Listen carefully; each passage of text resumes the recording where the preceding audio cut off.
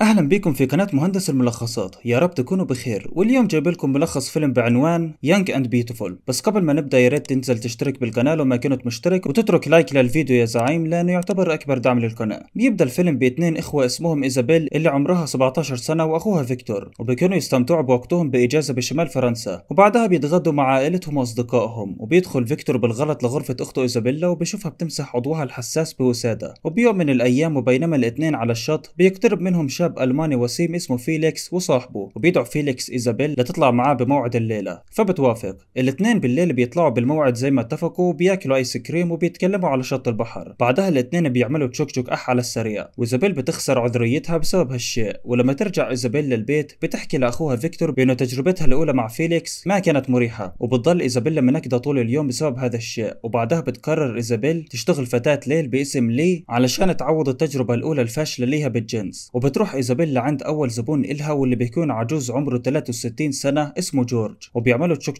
وبعد ما يخلصوا بتلبس إيزابيل ملابسها وبتاخذ الفلوس. وقبل ما تغادر بيطلب منها جورج إنها ترجع عنده في وقت تاني. وبتدرك إيزابيل بطريقها للبيت إن التشوك مع الرجل الكبير أحلى من التشوك مع شاب مراهق. وعلشان تطور من جودة خدماتها الجنسية بتحضر إيزابيل أفلام فوق ال 18 سنة. وبيكون زبون إيزابيل الثاني رجل أعمال وبيسألها عن خلفيتها، فبتكذب إيزابيل وبتقول بإنه عمرها 20 سنة وبإنها طالبة سنة ثانية بالجامعة وبتدرس أدب. وبهيك بياخذها رجل الأعمال للأوتيل تبعه وبيأمرها تعمل معاه تشوك بكافة الأوضاع. ولما يخلصوا بيعطيها فلوس أقل من المطلوب وبيحكي بأنها ما بتستاهل أكثر، فبتعصب إيزابيل وبتطلع من المكان بغضب. وقبل ما ترجع إيزابيل للبيت بتحكي لزبونها القادم إنها حاليا فاضية، بس هالمرة بتتعلم إيزابيل إنها تطلب الفلوس قبل ما تقدم الخدمة لأي زبون. وبيوم من الأيام بتكون إيزابيل وعائلتها بيحضروا مسرحية، وبهاللحظة بتلمح إيزابيل زبونها الأول جورج مع بنته، فبتحاول إيزابيل تخفي نفسها عن أنظاره علشان ما يشوفهاش مع أهلها ويحكي لهم عن اللي بتساويه بنتهم. بس الاثنين بعد انتهاء المسرحية بيشوفوا بعضهم البعض، وبيكون جورج خايف من إيزابيل إنها تقول لبنته عن اللي بيعمله أبوها، فبياخذ بنته وبيطلع من المكان بسرعة. وبعد شوية بيرسل جورج رسالة لإيزابيل بيعطيها فيها رقم شقة بأوتيل علشان يتقابلوا فيها تاني، فبتروح إيزابيل لهناك. وجورج بيعمل معاها تشوك بقد ما فيه من قوة وكأنه مش حيعمل التشوك مرة تانية. وبيكون جورج يدفع لها فلوس كتير وهو الشيء اللي بتحبه إيزابيل بجورج. وبالمرة الثانية اللي بيلتقوا فيها بيحكي جورج لإيزابيل عن بنته قبل ما يعملوا تشوك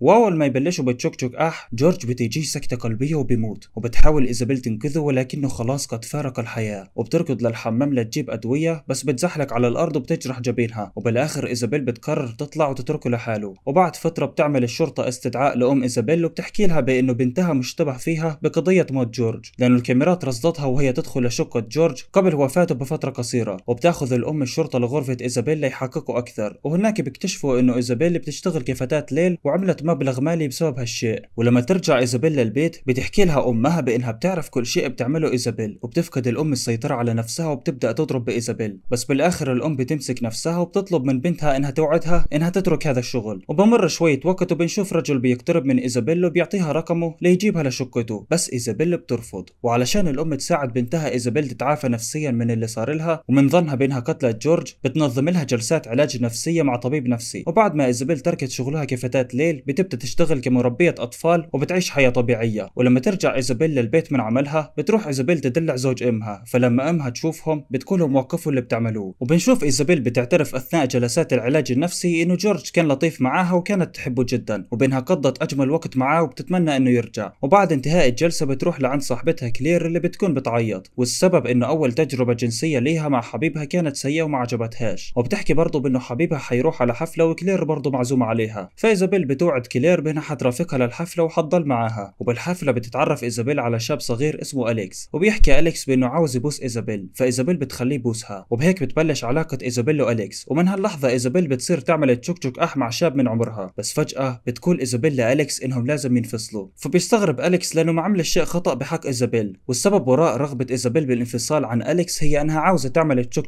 مع رجل كبير مش مع شاب مراهق. وبعد ما يطلع أليكس من عندها بتركب إيزابيل شريحة سرية بجوالها، وبتشوف كم هائل من الرسائل من الزبائن اللي عاوزينها تنام معاهم. فبتبتسم إيزابيل ابتسامة شيطانية لأنها هذا اللي كانت عاوزته من الأول. وبتختار إيزابيل واحد من زبائنها لتشوفه، وبشكل غير متوقع بتكون الزبونة هي أرملة المرحوم جورج، وبتقول بأنها لاقت رقم إيزابيل بكتاب من كتب زوجها الراحل جورج. وبتحكي أليس بأنه كل اللي كانت عاوزته هي أنها تشوف الغرفة اللي كان فيها جورج قبل ما يموت، وبرضه كانت عاوزة تشوف البنت اللي كانت معاه قبل ما يموت. وبتقول أليس بأنه ايزابيل مش ملامة على اللي عملته، لانه جورج كان يشوف بنات ليل تانيين. فبتروح ايزابيل واليس للغرفة اللي مات فيها جورج، وبتدفع اليس لايزابيل 300 يورو، وبتطلب من ايزابيل انها تخلع ثيابها وتتمدد معها على السرير. وبتصحى ايزابيل الصبح بنفس الغرفة، وبتطلع على الشباك اللي بدخل نور للغرفة، وهو النور اللي بيمثل السلام والامل. وهذا كان ملخص فيلم يانج اند بيوتيفول. ساعدني يا صديقي من خلال الاشتراك بالقناة وتفعيل الجرس، واترك لايك للفيديو لانه اكبر دعم للقناة، واشوفكم على خير بالملخصات القادمة. كان معكم عرسان من قناة مهندس الملخصات.